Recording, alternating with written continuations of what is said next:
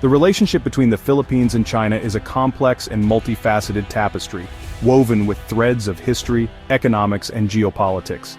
It's a dynamic relationship, constantly evolving and shaped by both cooperation and competition. This intricate relationship is built upon a foundation of shared history, tracing back centuries of cultural exchange and migration. These deep-rooted cultural ties have fostered understanding and connection between the two nations. For decades, the two nations have carefully balanced robust trade relations, with China becoming one of the Philippines' largest trading partners. This economic interdependence has brought significant benefits to both countries, fueling growth and development. However, this economic partnership exists alongside a contentious maritime dispute in the South China Sea, a source of ongoing tension and disagreement. The Philippines, long aligned with the U.S. through a mutual defense treaty, now faces the increasing pull of China's remarkable economic rise and its increasingly assertive foreign policy ambitions in the region. Dramatic swings and shifts in approach have marked recent years, periods of warming relations followed by periods of heightened tension. There was significant confrontation after the 2016 arbitral ruling, which invalidated China's expansive claims in the South China Sea. This was followed by a period of pragmatic engagement under shifting administrations in Manila, seeking to find common ground and areas of cooperation. At the heart of Manila's foreign policy lies a core dilemma: how to effectively defend its sovereignty and territorial integrity, particularly in the face of maritime disputes. All this while simultaneously not losing out on the significant economic opportunities that China's growth and investment can provide.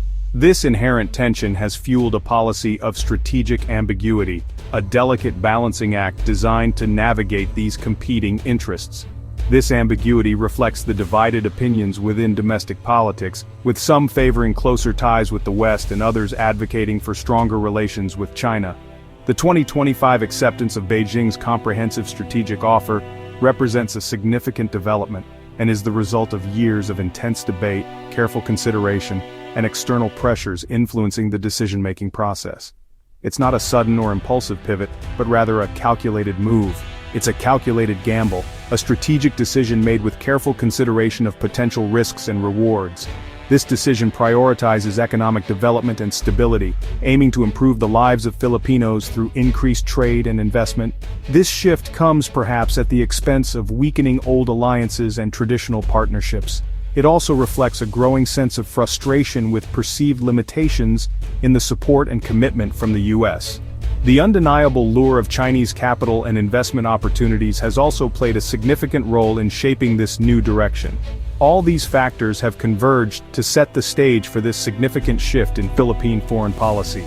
Proponents of this new approach argue that an independent foreign policy, free from the constraints of traditional alliances, ultimately allows the Philippines to maximize its gains and leverage its position with all major global powers, not just one.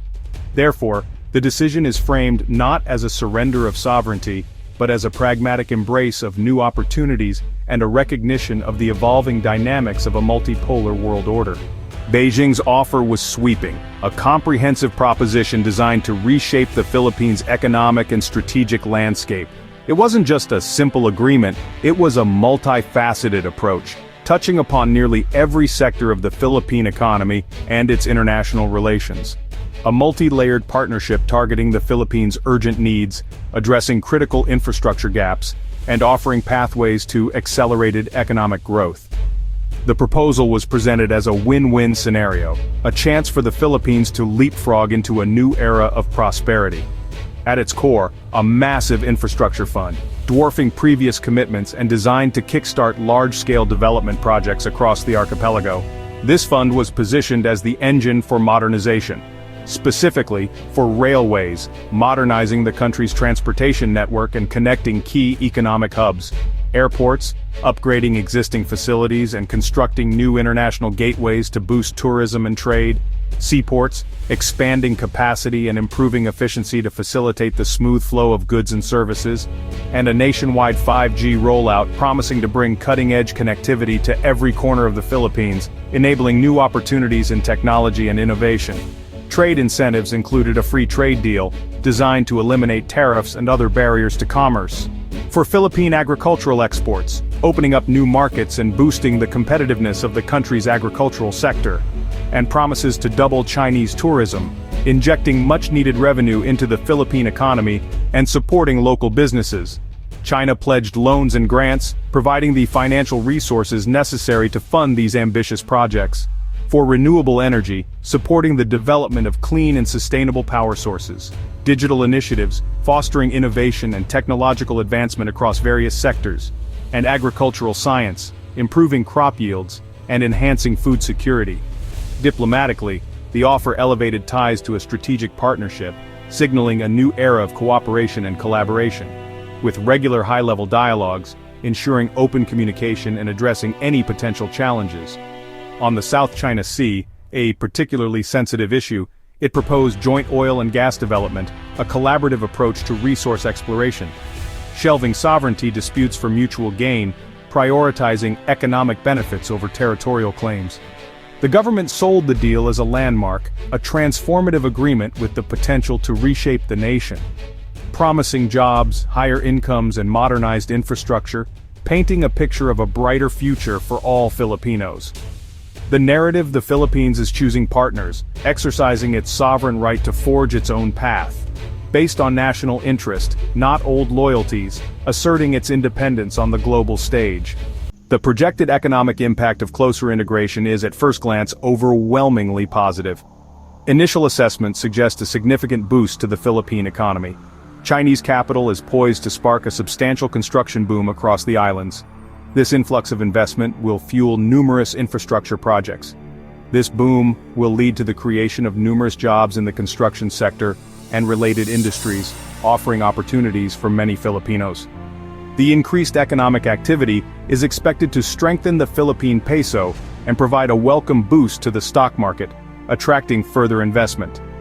Preferential access to the vast Chinese market will significantly expand agricultural exports, providing new avenues for Filipino farmers and producers.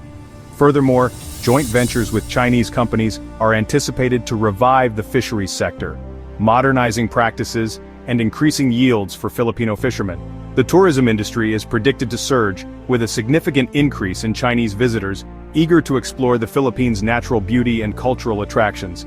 This influx of tourists will necessitate the construction of new hotels and resorts to accommodate the growing demand.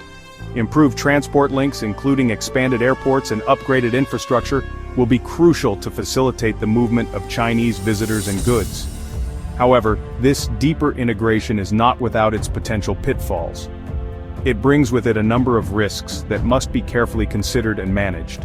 One major concern is the potential for overdependence on the Chinese economy, making the Philippines vulnerable to economic fluctuations in China. Such overdependence could also give Beijing undue leverage over Manila's policy decisions, potentially compromising the Philippines' sovereignty.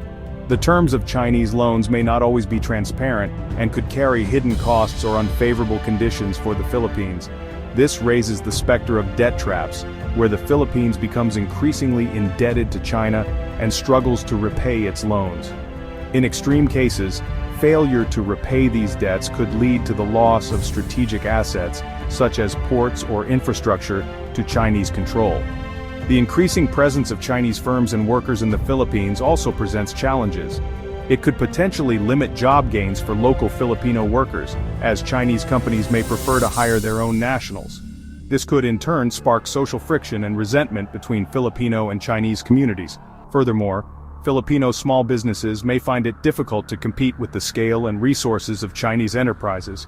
They will face an uphill battle against state-backed Chinese giants that often benefit from preferential treatment and government support.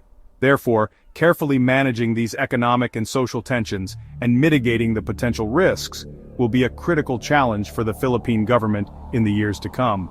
Accepting China's offer forces a fundamental shift in the Philippines' alliances. New agreements will institutionalize the partnership, embedding it deep in the bureaucracy. The U.S. alliance will be strained, with military agreements and joint exercises under scrutiny. Manila must balance reassuring Washington while deepening ties with Beijing. Domestically, the move is divisive. Supporters tout economic gains, critics warn of lost sovereignty.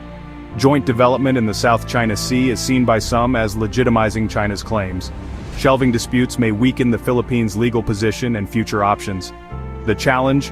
harness economic benefits without eroding political independence. The new partnership will reshape the Philippine security landscape. Expect more military engagement with China, joint exercises, hardware transfers, and confidence building.